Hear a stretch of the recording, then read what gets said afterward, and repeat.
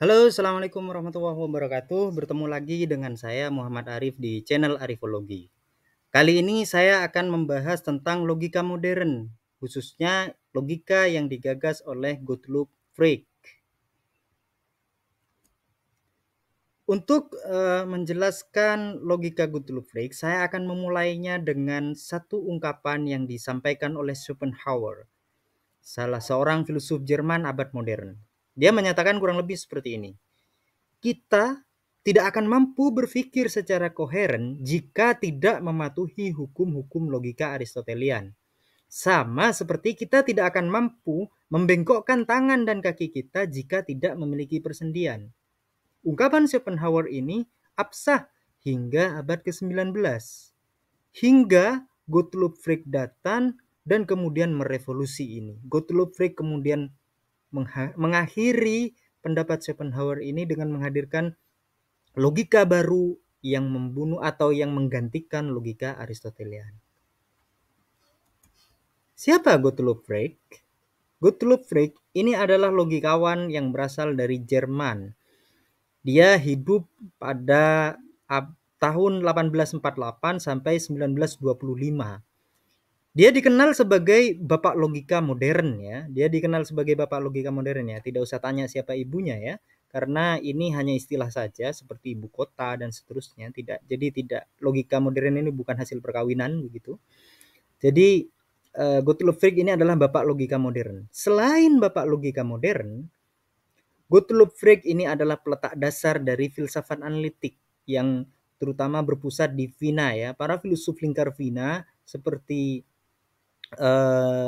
Bertrand Russell dan kawan-kawannya itu berhutang budi kepada Gottlob Frege ini.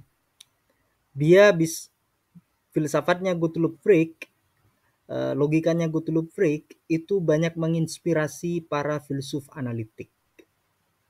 Dia mempunyai karya besar yang diberi judul Begriffsschrift atau bahasa Indonesia kurang lebih naskah konsep ya, yang dia terbitkan pada 1879. Dan dengan hadirnya karya ini maka berhentilah era Aristotelianisme di dalam logika dengan bukan berakhir ya, tetapi tergantikan ya, hadir logika baru yang menyaingi logika Aristotelianisme, yaitu logika modern.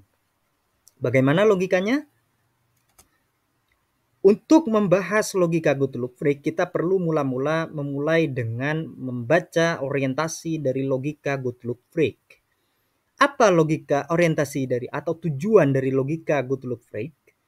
Gottlob Frege itu menghadirkan logika Gottlob Frege ini tujuannya adalah menghadirkan lingua karakteristika yang menjadi cita-citanya Leibniz itu, yang sudah saya bahas pada video sebelumnya. Apa itu lingua karakteristika? Yaitu sebuah bahasa yang dapat mengungkapkan semua pikiran manusia tanpa kerancuan. Jadi satu bahasa atau bahasa AI gitu.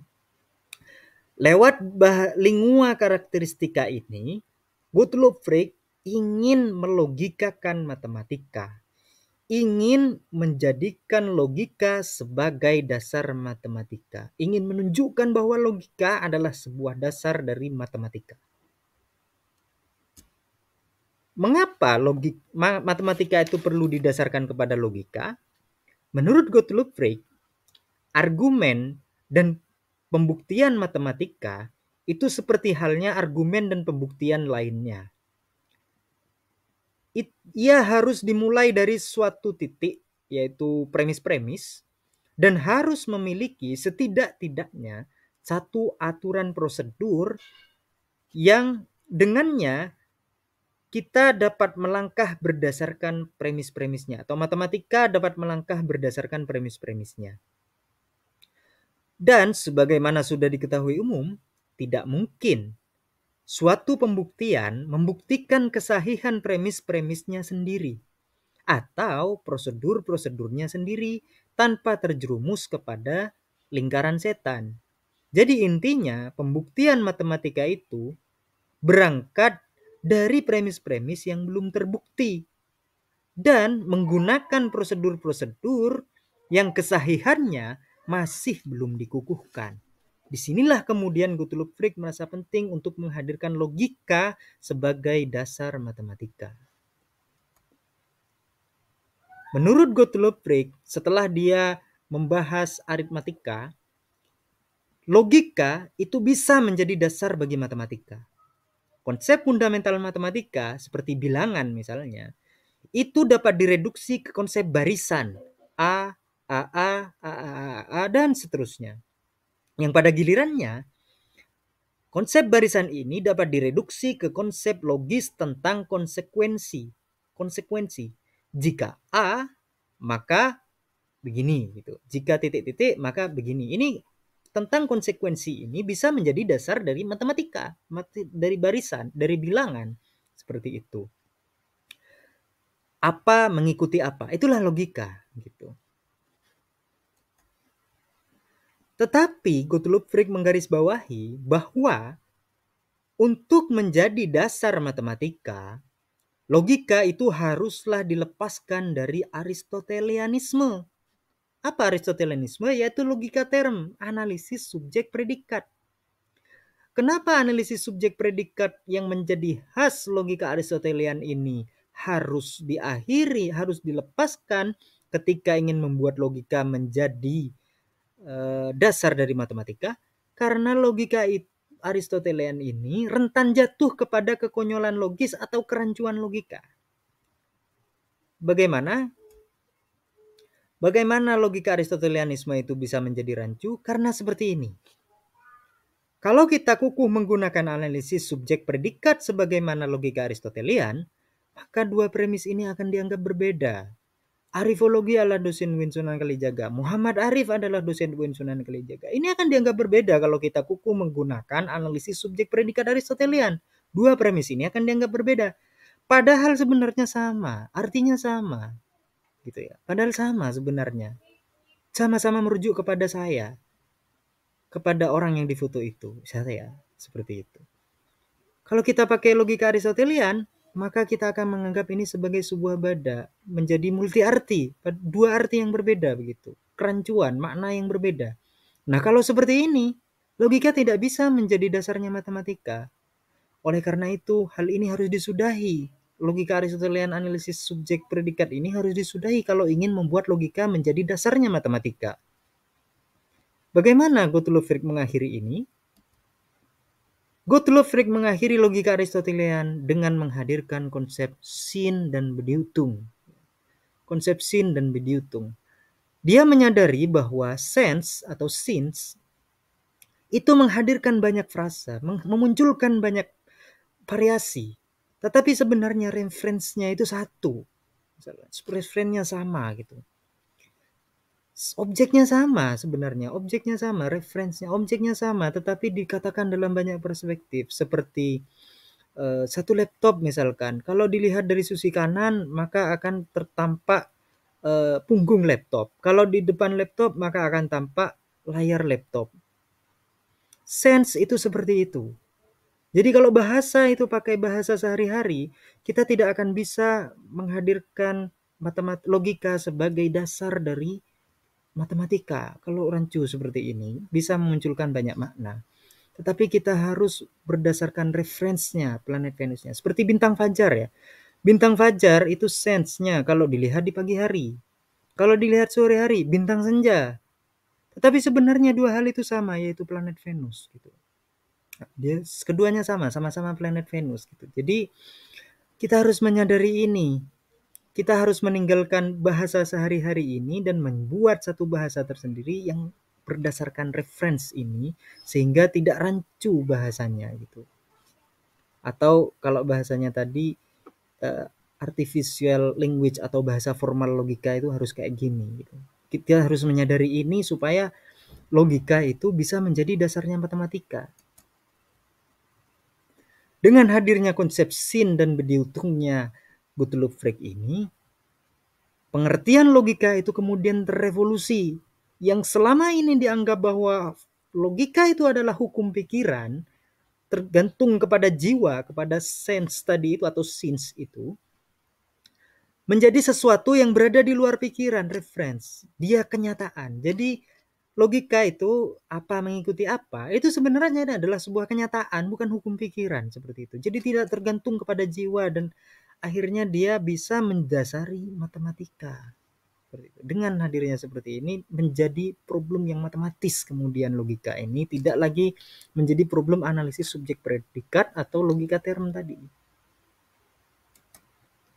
Dengan lahirnya logika Gottlob Frege ini, konsekuensinya kemudian logika menjadi semakin luas, tidak seperti Aristotelian lagi.